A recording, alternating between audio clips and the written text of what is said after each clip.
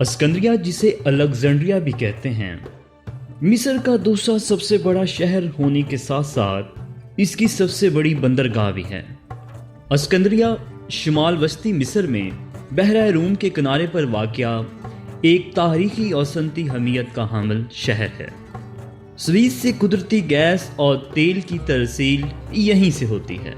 اسے بحیرہ روم کی مرکزی بندرگاہ کا درجہ بھی حاصل تھا، جس کی بدولت اسے خوب ترقی حاصل ہوئی۔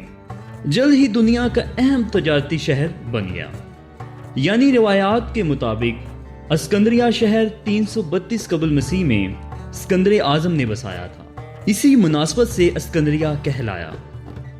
دنیا بھر سے لوگ یہاں سیر و سیاحت کے لیے آنا چاہتے تھے، مگر اسکندریہ بندرگاہ کے قریب گندلا پانی اور زیر آب چٹانیں بڑی رکاوٹ تھیں۔ ٹولمی اول نے اس مسئلے کو حل کرنے کے لیے ساتھ ساتھ ایسے منار تیار کرنے کا حکم دیا جو اس شہر کی پہچان کے علاوہ ملاحوں کے لیے سمت کے تعین میں بھی مددگار ثابت ہو۔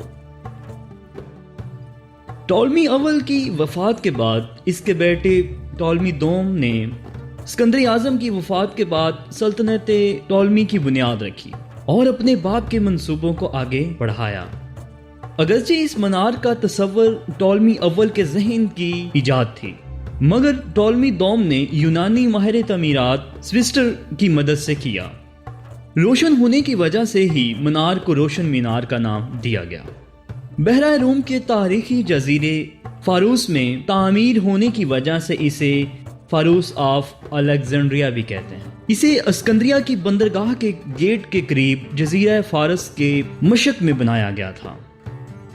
مینار کا ڈھانچہ دیو ہکل اور جاذب نظر ہے۔ زیریں حصہ چاکور تھا، جس میں سرکاری دفاتر کے علاوہ گھوڑوں کے استبل تھے، اور ساتھ ہی سرکاری اہلکاروں اور ملازموں اور ان کے اہل خانہ کے لیے 300 کے لگ بھگ کمرے بنائے گئے تھے۔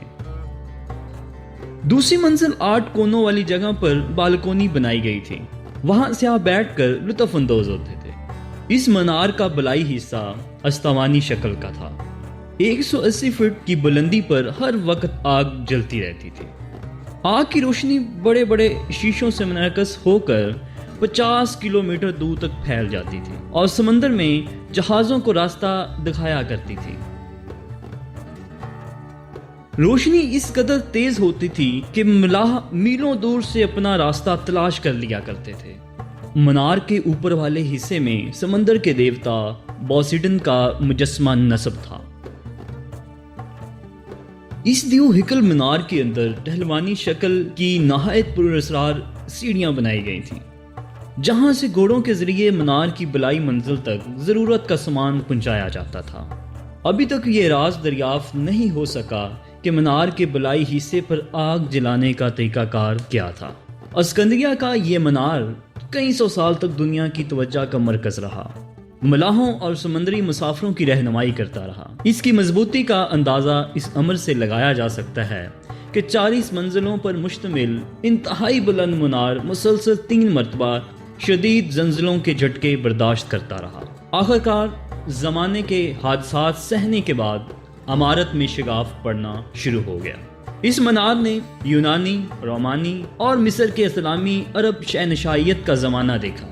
اس کی اہمیت مصری دارالحکومت اسکندریہ سے قاہرہ منتقل ہونے سے بھی ختم ہو گئی۔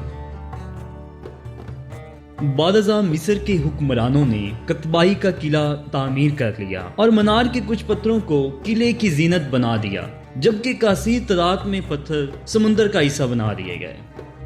کچھ عرصے بعد فرانسیسی ماہر آثار قدیمہ جان ایف ایمبرو نے سمندر کی تہہ سے اس منار کے کچھ آثار دریافت کیے۔ معزز ناظرین، امید کرتا ہوں آج کی ہماری یہ انفارمیٹیو ویڈیو آپ کو پسند آئی ہوگی۔ ہمارے چینل داستان ٹی وی کو سبسکرائب کریں اور بیل آئیکن پر بھی کلک کریں تاکہ آنے والی ہر ویڈیو کا نوٹیفیکیشن آپ کو بر وقت مل سکے۔ شکریہ۔